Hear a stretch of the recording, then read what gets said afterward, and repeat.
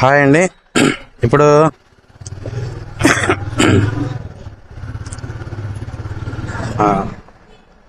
నాయుడుపేట వెళ్తున్నామండి. కాళహస్తి దగ్గర నాయుడుపేట. నేను వేరే సుబ్రహ్మణ్య స్వామిది కంకణం అన్నమాట. నెమలి శూలము ఉండే కంకణం అది. అయితే అది పంచలోహాలతో చేయించి ఇస్తారనమాట. అది తీసుకున్నాను. అది పూజలో పెట్టాను. కానీ వేరే ఒకరిది జాతకం అది వచ్చింది.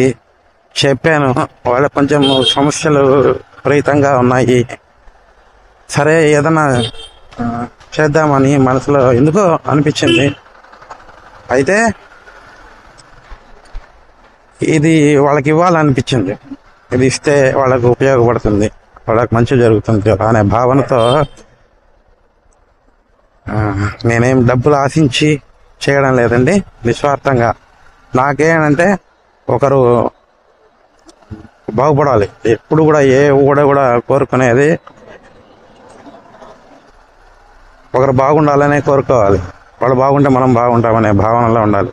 ఒకరికి బాధ కలిగింది, ఆ బాధను ఏ విధంగా మనం తీర్చగలుగుతామనేది ఆలోచించాలి. సో ఆ ఉద్దేశంతో నేను ఇది వాళ్ళకి ఇవ్వాలి ఎత్తుకొని పోయి అని వాళ్ళకు కూడా చెప్పలేదండి. చెప్పకుండా పోయి ఇస్తున్నాను. కాకపోతే అన్ఎక్స్పెక్టెడ్గా నిన్న ఫోన్ చేసినప్పుడు మాట్లాడినప్పుడు రేపు వస్తున్నాను అని చెప్పాను వాళ్ళకి. సరే అందుకని పోయి ఇచ్చేసి వద్దాము. సో వాళ్ళకి మంచి జరిగింది అనుకోండి, హ్యాపీ. సుబ్రహ్మణ్య స్వామి అనుగ్రహం నాకున్నట్టు. అది నా భావన, నా ఆత్మతృప్తి అనమాట. అది ఏదో పోతే 10 రూపాయలు వస్తుందనో లేకుంటే ఆశతో చేసేది కాదండి ఏది కూడా.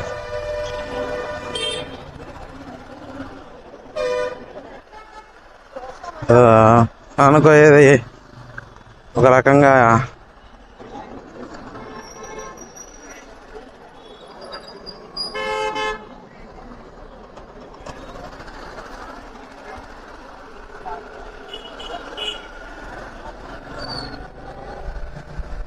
కడప నుంచి ఒక 3.5 hours జర్నీ అంతే.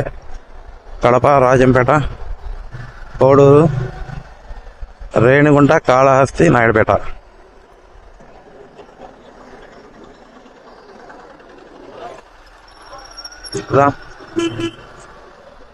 ఏదైనా మంచి పని చేయాలనుకున్నప్పుడు అది ఎందుకో మనసులో కలిగిందండి. నేను ఇంతవరకు అనుకున్నాను కానీ చాలామంది అట్లా అయినప్పుడు ఎందుకో మళ్ళా వద్దనిపిస్తుంది. అంటే డబ్బు గురించి కాదండి, మనము ఏదైనా ఇచ్చేటప్పుడు ఎదుటివాడికి అర్హత ఉందా లేదా, అయోగ్యత ఉందా లేదా, వాడు దాన్ని కాపాడుకోగలుగుతాడా లేదా అని చూడాలండి. అది చూసి ఇవ్వాలి. భగవంతుడు కూడా అదే. మనము ప్రాబ్లమ్స్ ఫేస్ చేస్తుంటాం, కష్టాలన్నీ పడుతుంటాం, పోయి ముక్కొని వస్తాం. ఆయన ఏదో దారి చూపిస్తాడు. వీడు సక్రమంగా ధర్మ మార్గంలో ఆ దారిలో ఆయన చూపించిన దారిలో పోయినాడా సక్సెస్ అవుతాడు. ఇంకా ఆయన వెంట ఉండి కాపాడుతూ ఉంటాడు ప్రతి విషయానికి. కానీ ఇక్కడ ఏమవుతుందంటే భగవంతుడు కూడా అదే. వీడికి అర్హత ఉందా లేదా, అయోగ్యత ఉందా లేదా, వీడు నిలబెట్టుకోగలుగుతాడా లేదా అనేది చూసి ఆయన కూడా మనకి ఆ అవకాశాన్ని కానీ అనుగ్రహాన్ని కానీ కలిగిస్తాడు అన్నమాట. మనం మాటికి తప్పు చేస్తూ ఉంటే ఎన్ని మాటలని కాపాడుతాడు చెప్పండి. ఆయన కూడా కాపాడడం అంటే ఏం లేదండి, నీ మనస్సు నీ బుద్ధిని సన్మార్గంలో పెట్టుకోవడం నీ చేతుల్లో లేనప్పుడు నీలో ఉండే భగవంతుడే నీకు ఆ ఇదిని కలిగిస్తుంటాడు, ఆ ప్రాబ్లమ్స్. అంతే, ఇంక వేరే ఏం లేదు. చెయ్యాలి, మనం నిస్వార్థంగా చెయ్యాలి. నాకు మొన్న తిరుచెందూరు వెళ్ళామండి. కడప టు తిరుచెందూరు ఫ్యామిలీతో, నా ఫ్యామిలీతో ఇదే బండిలో ఈ బైక్లోనే తిరుచెందూరు పైన 14 గంటల ప్రయాణం. 780-800 కిలోమీటర్లు వస్తుంది కడప నుంచి. అయితే పోయి దర్శనం చేసుకొని అన్నీ చేసుకొని వచ్చినాము. రిటర్న్లో తిరుచి నుంచి తిరువణామలై వచ్చే రూట్లో, అరుణాచలం వచ్చే రూట్లో మధ్యలో పాతాళ శంభుగణ మురుగన్ టెంపుల్ ఉందండి.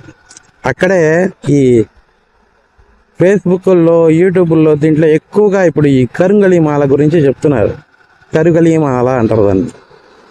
ఆ మాల గురించి చెప్తున్నారు ఒకటేగా. అంటే ఏంది, అది వేసుకుంటే మనం గొప్పవాళ్ళం అయిపోతామా? మాల వేసుకున్న వెంటనే గొప్పవాళ్ళం అయిపోతామా? దానికంటే ఒక అర్హత, పద్ధతి, ధర్మము ఉండాలి కదా. అది లేనప్పుడు నువ్వు ఏం చేసినా ఏం ప్రయోజనం లేదు. ₹1 ఖర్చు పెట్టుకున్నా కూడా ఫలితం ఉండదండి. అది ఉండాలి ముందు.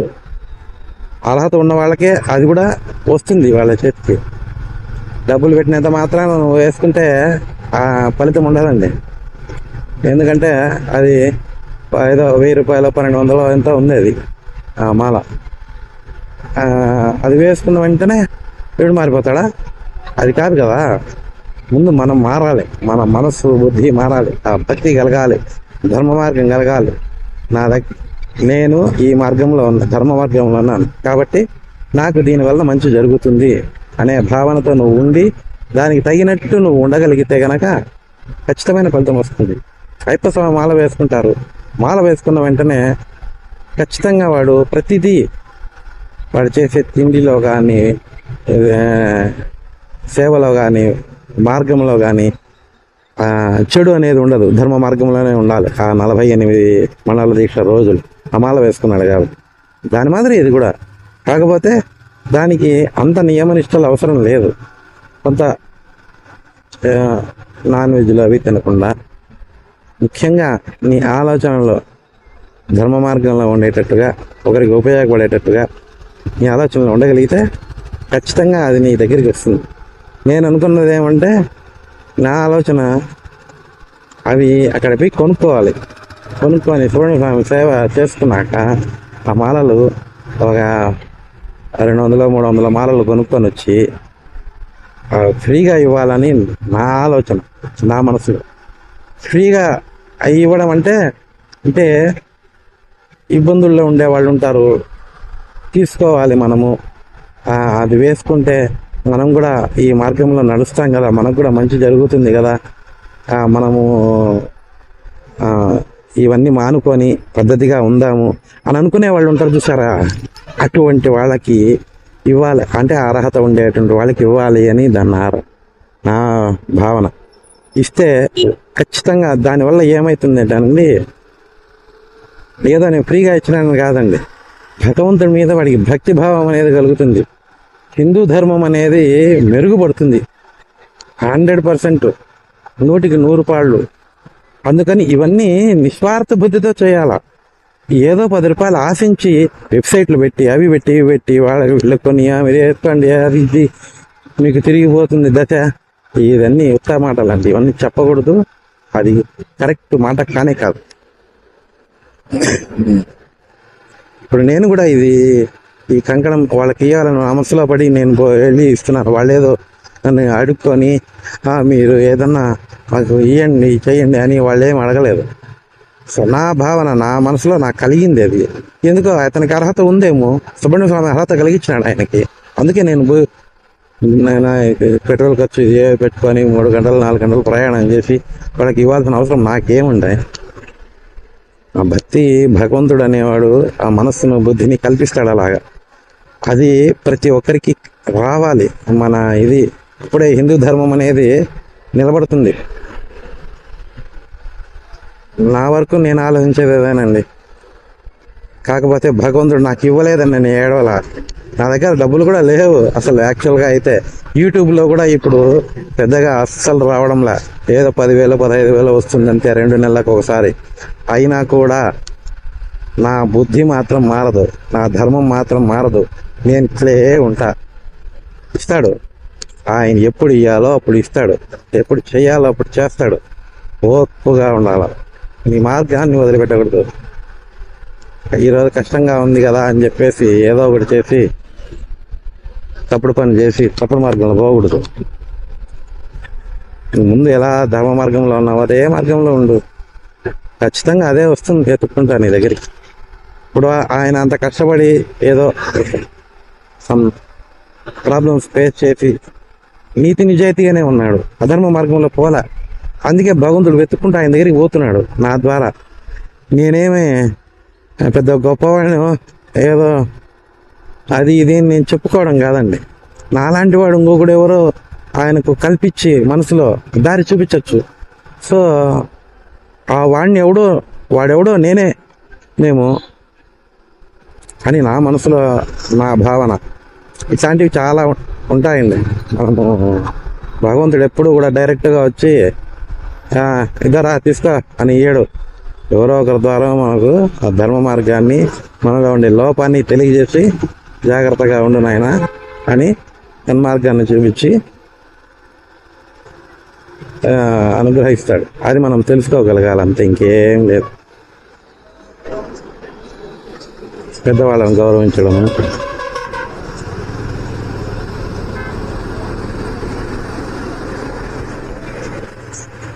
ముఖ్యంగా పెద్దవాళ్ళను, ముఖ్యంగా తల్లిదండ్రులను, అన్నిటికన్నా ముఖ్యంగా తల్లిదండ్రులు, వాళ్ళని ప్రేమించాలి. వాళ్ళ యొక్క ఆశీర్వాద ఫలం ఉండాలి. వాళ్ళని సంతోషంగా చూసుకోవాలి. వాళ్ళ మనసును బాధ పెట్టకుండా చూసుకోగలగాలి. అదొక్కటే మనల్ని కాపాడేది. దానికి మించిన రక్షణ, అనుగ్రహం ఇంకోటి లేనే లేదు మనకి. జన్మకు తల్లిదండ్రుల యొక్క ఆశీర్వాద బలమే దైవ బలం.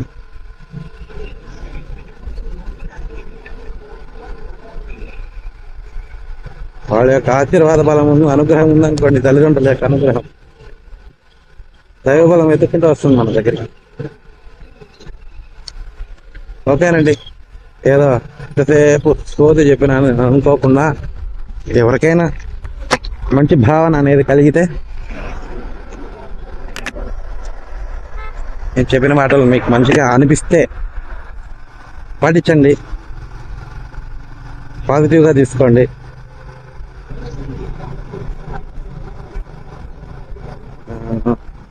నెక్స్ట్ రాజంపేట, ఇది కోడూరుకు వెళ్ళిన తర్వాత మళ్ళా మాట్లాడుకుందామండి. ఇంతవరకు బాయ్ బాయ్.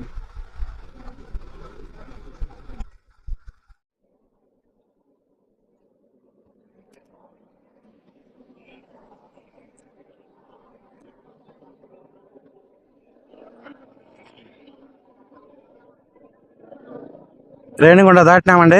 ఇప్పుడు శ్రీ కాళహస్తి 20 కిలోమీటర్లు, నాయుడుపేట 47, అంతే, హాఫ్ అన్ అవర్ అంతే. ఎంత హైవే, నేషనల్ హైవే, తమ్మని వెళ్ళిపోవచ్చు.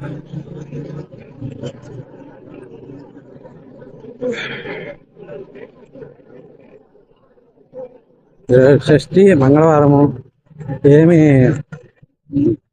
భోజనం చేసేది లేదు, టిఫిన్ చేసేది లేదు. బయటకు వస్తే ఇంట్లో ఉంటే భోజనం చేస్తా ఒక పూట మధ్యాహ్నము, రాత్రికి ఏదన్నా పలహారము. కానీ అంటే ఉపవాసం అంటే అది అసలు కాదండి. మానసికంగా ఎప్పుడు మనసులో భగవంతుడి యొక్క స్మరణ జరుగుతూ ఉండాలి. ఏదో సుబ్రహ్మణ్య స్వామి స్మరణ జరుగుతూ ఉండాలి. ఆయన పాదాల దగ్గర ఉన్నట్టు భావన కలగాలి. సుబ్రహ్మణ్య స్వామికి అభిషేకం చేస్తున్నట్టు, ఆయన సేవ చేస్తున్నట్టు. మాకు ఇప్పుడు తిరుచిందరు పోయొచ్చాం కదా, ఆ తిరుచిందరు సుబ్రహ్మణ్య స్వామి నా కళ్ళ ముందు కనబడుతున్నాడు, మహానుభావుడు. ఆయన పాదాలు పట్టుకొని ఓం శరవణ భవ మనస్సులో చెప్పుకుంటూ ఉన్నా.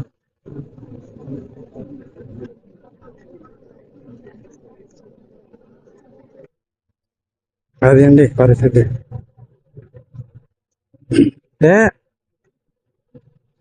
భగవంతుడి యొక్క సేవ మనసులో నిత్యము తలుచుకుంటా అంటే స్మరణ ఆత్మరక్షణ అన్నమాట. ఎక్కడేమైనా కాపాడుతూ ఉంటుంది.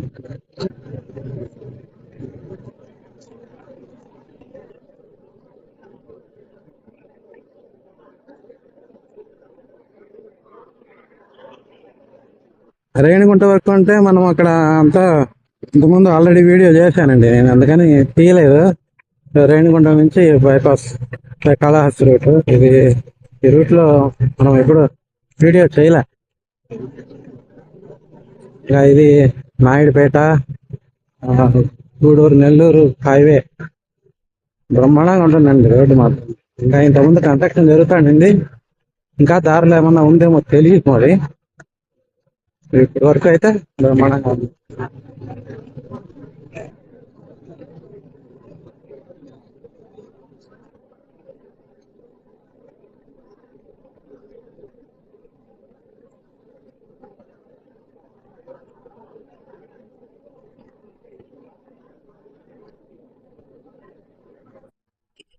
తొమ్మిది కాల్ 9:50 పదైందిలేండి కడపలో బయలుదేరేటప్పటికి. ఇప్పుడు 12:15. ఇంకొక హాఫ్ అన్ అవర్లో వెళ్ళిపోతాం నాయుడుపేట. యాక్చువల్గా అయితే 3:45 గంట అని దాంట్లో చూపించింది. మనకు 3 అవర్స్ సరిపోతుంది. ఎందుకంటే కడప నుంచి రేణిగుంటకు 2 అవర్స్ వచ్చేయచ్చండి. 1.5 అవర్ 2 అవర్స్ లో ఈజీగా వచ్చేది. కాకపోతే రోడ్డు ఇప్పుడు కొద్దిగా అక్కడక్కడ కొద్దిగా ఇది లేదు. సో చూసుకొని రావాలి. తిరుపతి అయితే 2 hours journey. Kadapa to Tirupati ఖచ్చితంగా 2 అవర్స్.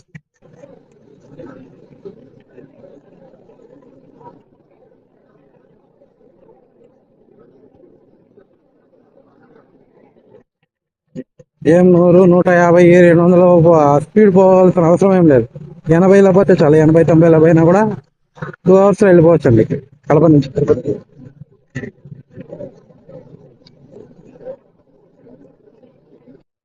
రాజంపేటకు 1/4 గంట, 45 మినిట్స్.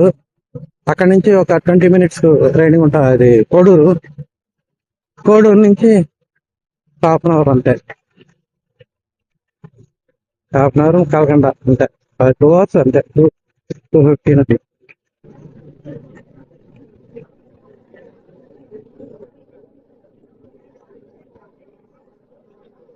స్లోగా పోతానా నేను. 60, 70 ఇట్లాంటి రోడ్డు పెట్టుకొని 60, 70లో పోవాలంటే అసలు మన సొత్తు. ఏం చెప్తాం. ఏమంత అర్జెంట్ ఏం లేదు కాబట్టి ఇది అనగా పోదాంలే అని.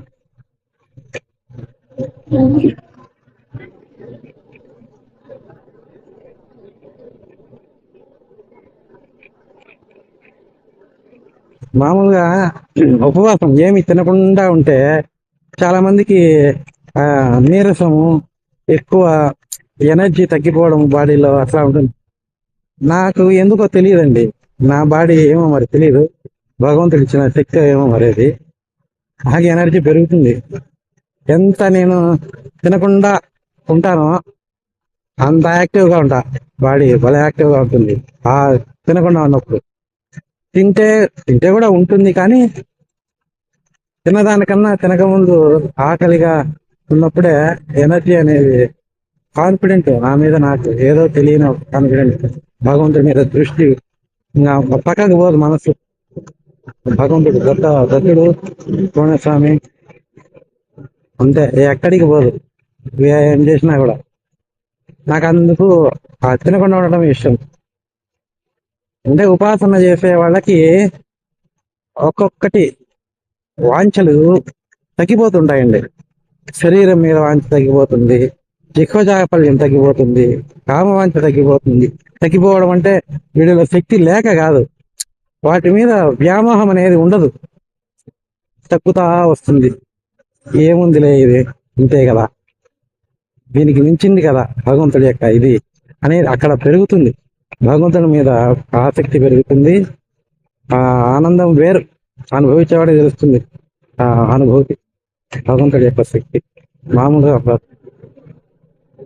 నేను అందుకని ఏం లేకపోయినా పర్వాలబ్బా చాలు, ఆయన ఆ ఆనందం కడుపు నిండుతుంది. అదే శక్తి ఇస్తా ఉంటుంది.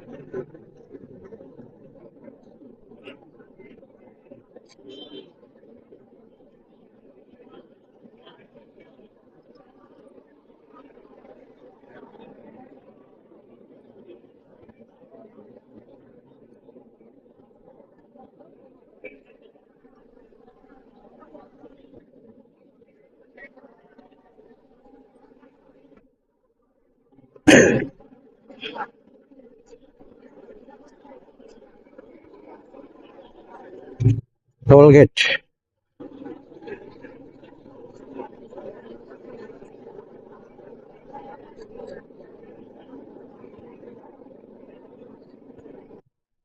దిగంబరం విష్ణువిలేపితాంగం చక్రం త్రిశూలం ఢమరుకుంగరాంత పద్మాసనస్థం రవిసోమనేత్రం ధ్యాయే సదా దత్తమభీష్టదం తం దత్తాత్రేయం అహం భజే. కాళహస్తీశ్వర ధ్యానం విశ్వ సర్వభూతానాం బ్రహ్మాదిక బ్రహ్మాదిక సదా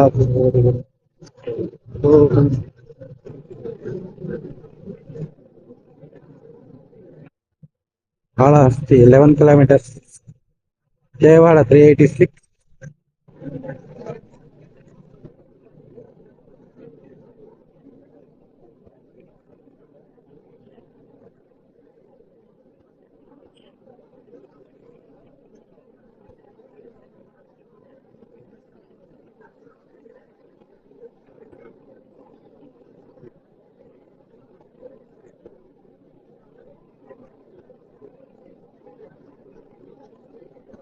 నాయుడుపేట వచ్చిన తర్వాత మళ్ళా కలుద్దామండి.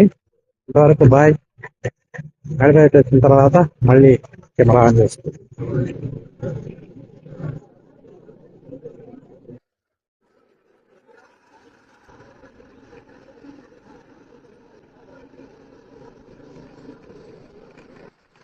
నెల్లూరు 78 పిల్లత్తు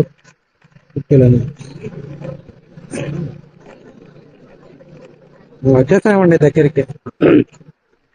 10 కిలోమీటర్లు ఉండొచ్చు, 10 12.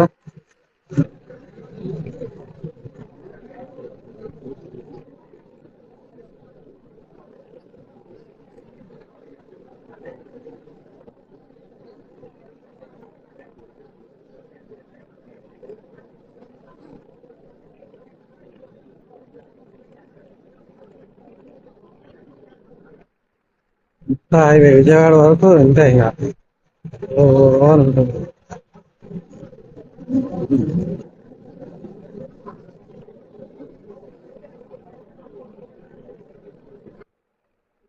ఇంత స్లోగా పోదామన్నా అది కుదరడంలా. 80 90 కొట్టుకుంటాను.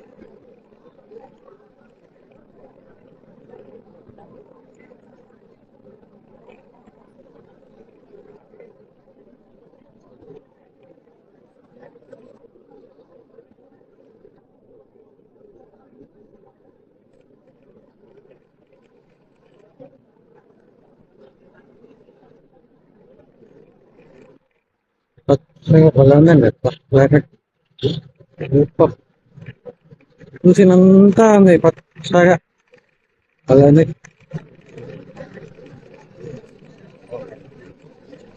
ఇన్ని పంట పొలాలు.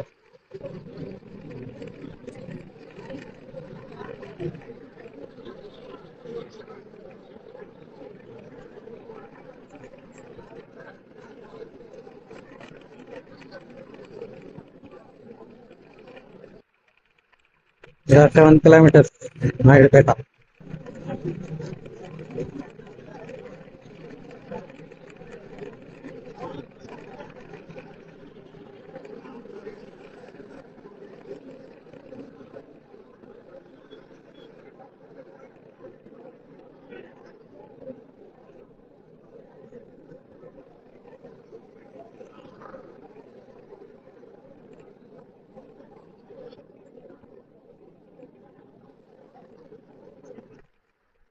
పదికి బయలుదేరినానండి.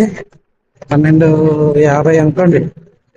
12:45, 12:40 కరెక్ట్గా టైం ఎక్కువ. 12:40, 38 అయింది. అంటే 11, 12, 2:30, 2:45 గంట అనుకోండి. అంతే, ఎక్కువ పట్టలేదు. వాళ్ళకి గూగుల్ మ్యాప్ లో చూస్తే 3 గంటల 40 నిమిషాలు చెప్పినాడు.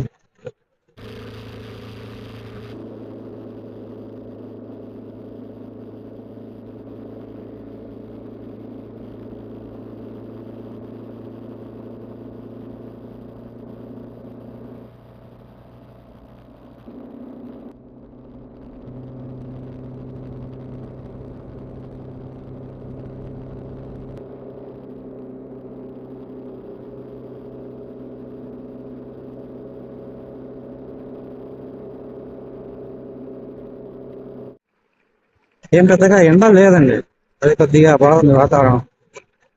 ఈ పంట పొలాలు చల్లగా గాలి. ఆ, చూడండి, ఇంత పచ్చిగా ఉంది.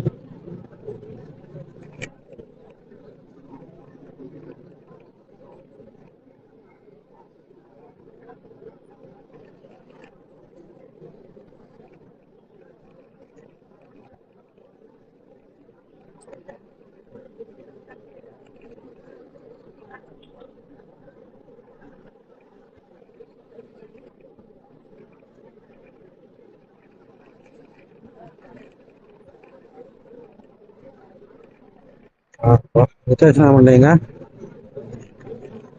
White pass. ఓకే,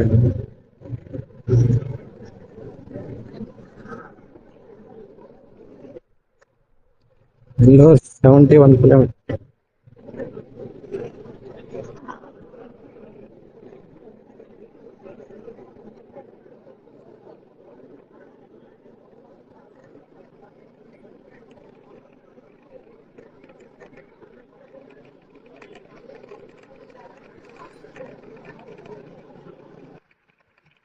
రేపు ఆగి చల్లగా మొహం గడుపుతాను.